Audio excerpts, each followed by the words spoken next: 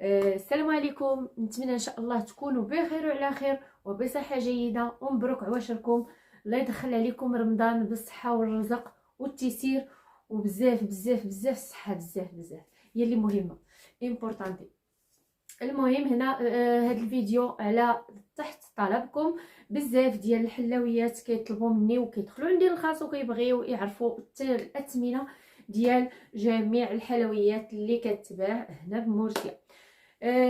غادي نبداو بسم الله. غادي نقول لكم جميع الاثمنه، حيت الاثمنه اللي كانت ماشي هي اللي كانت ديجا ماشي هي الاثمنه باش يخدم بنادم دابا. غادي نقول لكم نبداو بسم الله مع رمضان. كما تتعرفوا قرب. غادي نبداو بالشباكيه. الشباكيه هي الاولى كيسولون عليها البنات، والشباكيه كاينه ديال اللوز كاينه ديال الزنجلان. بالنسبه للشباكيه ديال الزنجلان كتحسب ب 15 اورو للكيلو، وديال اللوز كنحسبوها ب 18 اورو للكيلو.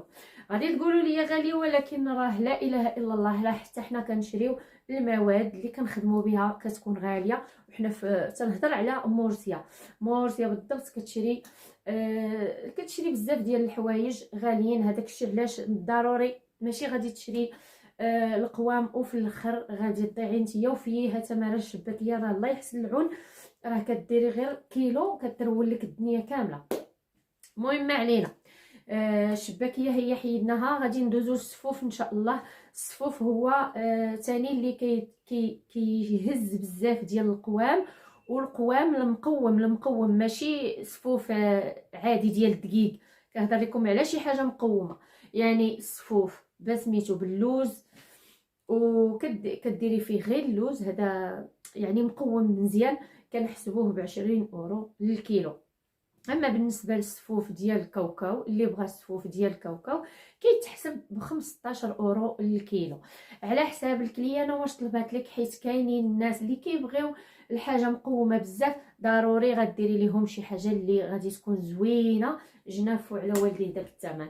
المهم غادي ندوزو عاوتاني بزاف ديال المعسلات ديال رمضان. المعسلات كاين اللي كيطلبهم المعسلات بصفه عامه. كاين سميتو بحال البريوات، بحال السيجار، كاين ديال اللوز كنحسبهم ب 18 اورو للكيلو. اما بالنسبه للمعسلات ديال الكاوكاو كيتحسبوا ب 15 اورو للكيلو. ديبيندي على عاوتاني البريسيو باش انكم خديتوا الكاوكاو واللوز. اللوز هنا في مرسيا كناخذوه ب10 اورو. انطونسيس ما نقدروش نديروا المعسلات بثمن هابط ديال اللوز، على حقاش الثمن ديال اللوز تيكون طالع. وزيد مازال كتجيبي الورقه حتى هي كتكون غاليه.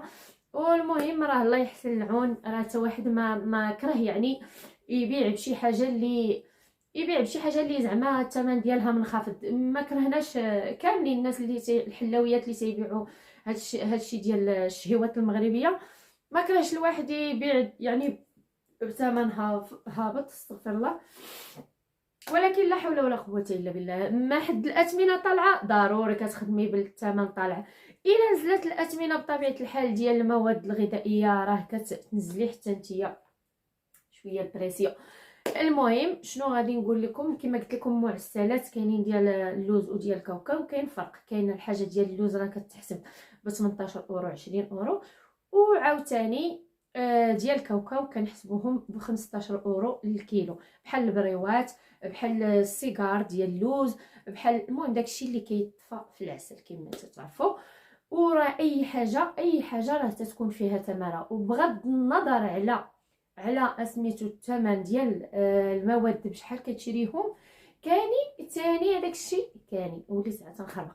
المهم ما تديوش على اختكم ربعه المرات كنتلف في الهضره، ولكن معليش. المهم هذا الفيديو غادي نرميه بلا مونتاج، راكم عارفين لا ضرر الوقت وداك الشيء. المهم هو الغايه من الفيديو.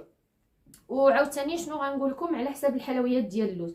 الحلويات ديال اللوز كتباع ب 18 اورو 20 اورو.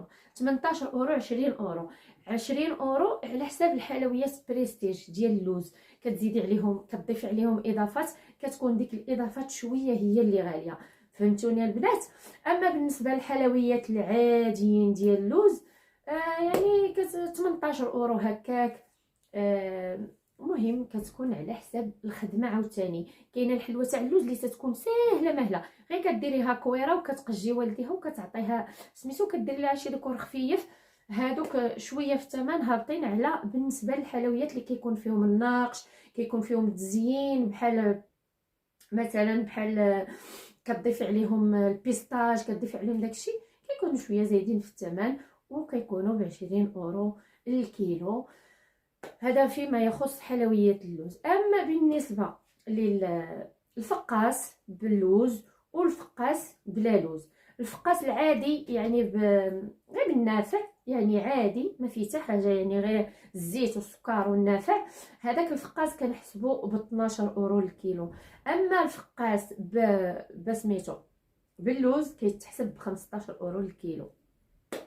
راه ملي كتجيو تحسبوا البنات القوام وكتحسبي ديك التمارين اللي درتي كاع في الكوزينه وداك الوقت كاع اللي وقفتي، راه والله العظيم راه قال لك اللي مجرب وعارف التماره ديال الحلوه هو اللي غادي يفهم هادشي اللي كنقول. اما بالنسبه للناس راه كيبقى كل واحد الله يحسن العون والجيب ديالو، كل واحد والقدره الشرائيه ديالو، يعني بنادم راه غيمشي على حساب جيبو والله يحسن العون لكل واحد. حنا ما كنقولوش الناس غادي يشريو الحاجه اللي غاليه، ولكن راه كل واحد كيمشي على قدره. غادي ندوزو للبهله.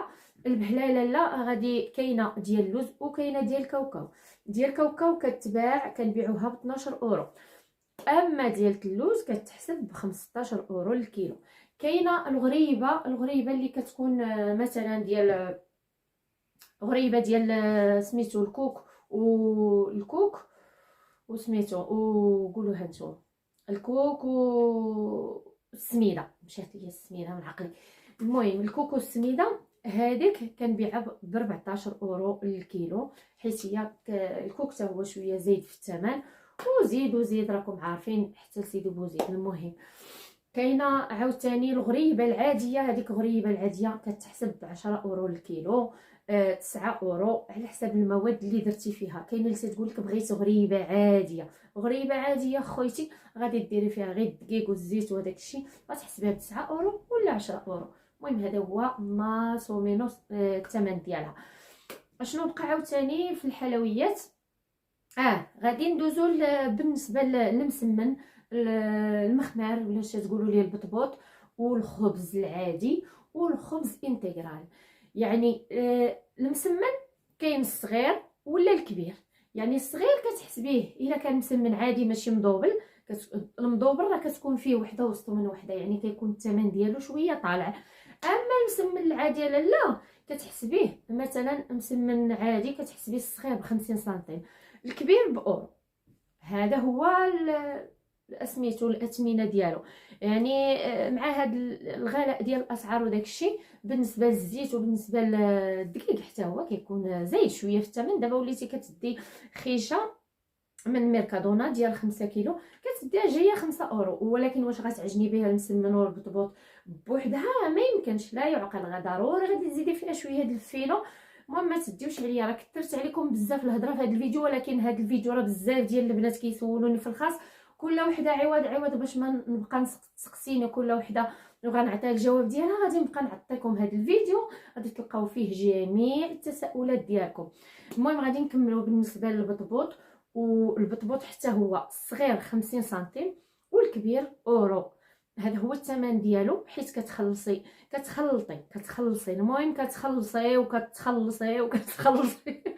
قضيه راه فيها كلشي. المهم عندك البطبوط كما قلت لك الصغيره 50 سنتيم والكبيره كتباع باورو. هذا من غير الا كان البطبوط عامر وكبير، كيكون معمر اما بالشحمه الفلافل والشحمه والبصله، يا اما معمر بالكفته يا اما معمر بالدجاج. البطبوط بصفه عامه ولا المخمار معمر هذا كيكون شويه طالع الثمن. الا كان كبير راه كتحسبيه باورو و20 الحبه، اورو 30 الحبه الا كان كبير. ولكن الا كان صغيور داك الميني بطبوط الصغيور هذاك راه حاجه اخرى. هذاك المخمار الصغيور تيكون معمر، هذاك كتحسبيه بحال هكا مثلا 10 هاد الحبات كتحسبيهم مثلا ب 6 اورو هكاك، ولا على حساب الكانتيداد وعلى حساب باش عمرتيه.